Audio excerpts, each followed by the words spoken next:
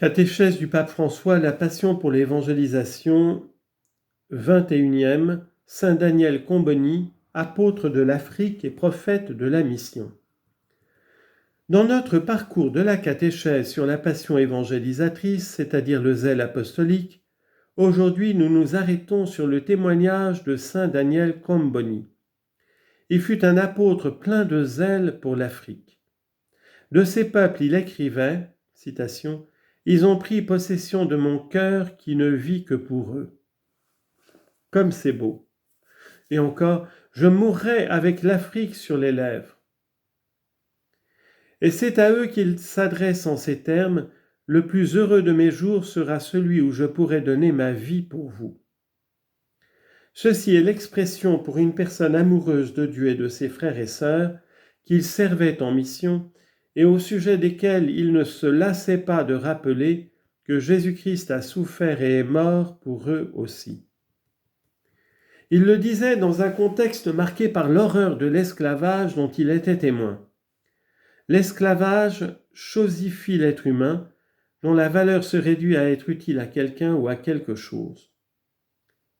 Mais Jésus, Dieu fait homme, a élevé la dignité de tout être humain et a mis en évidence la fausseté de tout esclavage. Comboni, à la lumière du Christ, a pris conscience du mal de l'esclavage.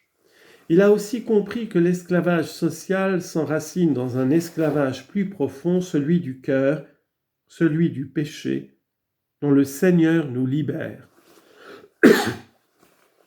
En tant que chrétiens, nous sommes donc appelés à lutter contre toutes les formes d'esclavage. Malheureusement, l'esclavage, comme le colonialisme, n'appartient pas au passé, malheureusement. Dans l'Afrique tant aimée par Comboni, aujourd'hui déchirée par de nombreux conflits, après le colonialisme politique, un colonialisme économique tout aussi asservissant s'est déchaîné. C'est un drame devant lequel le monde économiquement plus avancé ferme souvent les yeux, les oreilles et la bouche. Je renouvelle donc mon appel, cessez d'étouffer l'Afrique. Elle n'est pas une mine à exploiter ni une terre à dévaliser. Et revenons à l'histoire de Saint Daniel. Après un premier séjour en Afrique, il doit quitter la mission pour des raisons de santé. Trop de missionnaires étaient morts après avoir contracté des maladies par manque de connaissance de la réalité locale. Cependant, si d'autres abandonnaient l'Afrique, ce n'était pas le cas de Comboni. Après un temps de discernement, il sentit que le Seigneur lui inspirait une nouvelle manière d'évangéliser, qu'il résuma en ces mots « Sauver l'Afrique avec l'Afrique ». C'est une intuition puissante, rien du colonialisme là-dedans. Il s'agit d'une intuition puissante qui contribua à renouveler l'engagement missionnaire, qui a contribué à renouveler l'engagement missionnaire.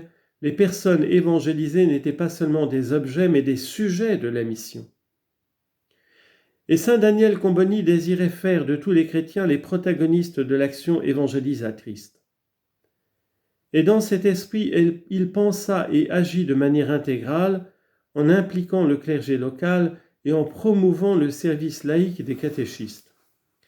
Les catéchistes sont un trésor de l'Église. Les catéchistes sont ceux qui sont en avant dans l'évangélisation. C'est ainsi qu'il conçut également le développement humain en s'occupant des arts et des professions et en encourageant le rôle de la famille et de la femme dans la transformation de la culture et de la société. Et combien est-il important encore aujourd'hui de faire progresser la foi et le développement humain de l'intérieur des contextes de mission, au lieu de transplanter des modèles externes ou de se limiter à un stérile assistantialisme. Ni modèle extérieur, ni assistantialisme. Prendre dans la culture des peuples le chemin de l'évangélisation, évangéliser la culture et inculturer l'évangile, cela va de pair. La grande passion missionnaire de Comboni, cependant, n'était pas d'abord le résultat d'un effort humain. Il n'était pas poussé par son courage ou motivé seulement par des valeurs importantes comme la liberté, la justice et la paix. Son zèle naissait de la joie de l'Évangile, il puisait dans l'amour du Christ et conduisait à l'amour pour le Christ. Saint Daniel écrivait « Une mission aussi ardue et laborieuse que la nôtre ne peut vivre d'apparence ni avec des bigots remplis d'égoïsme et d'égocentrisme, qui ne se soucient pas comme il le devrait du salut et de la conversion des âmes. » C'est le drame du cléricalisme qui conduit les chrétiens, même les laïcs, à se cléricaliser et à se transformer, comme il est dit ici, en des bigots remplis d'égoïsme. C'est la peste du cléricalisme. Et il ajoutait, il faut les enflammer de charité qui a sa source en Dieu et dans l'amour du Christ, et quand on aime vraiment le Christ, alors les privations, les souffrances et le martyre sont des douceurs. Son désir était de voir des missionnaires ardents, joyeux, engagés. Des missionnaires, écrivait-il, saints et capables. D'abord saints, c'est-à-dire exempts de péché et humbles. Mais cela ne suffit pas. Il faut la charité qui rend les sujets capables. La source de la capacité missionnaire pour Comboni est donc la charité, en particulier le zèle pour faire sienne les souffrances des autres. Sa passion évangélisatrice ne l'a d'ailleurs jamais conduit à agir en soliste, mais toujours en communion dans l'Église. « Je n'ai qu'une vie à consacrer au salut de ces âmes, écrit-il, je voudrais en avoir 1000 à consumer pour cela. » Frères et sœurs, saint Daniel témoigne de l'amour du bon pasteur qui va à la recherche de ce qui est perdu et qui donne sa vie pour son troupeau. Son zèle a été énergique et prophétique, en s'opposant à l'indifférence et à l'exclusion. Dans ses lettres, il se souvenait avec émotion de son Église bien-aimée qui avait oublié l'Afrique pendant trop longtemps. Ce rêve de Comboni est une Église qui fait cause commune avec les crucifiés de l'histoire pour vivre avec eux l'expérience de la résurrection. En ce moment, je vous fais une suggestion.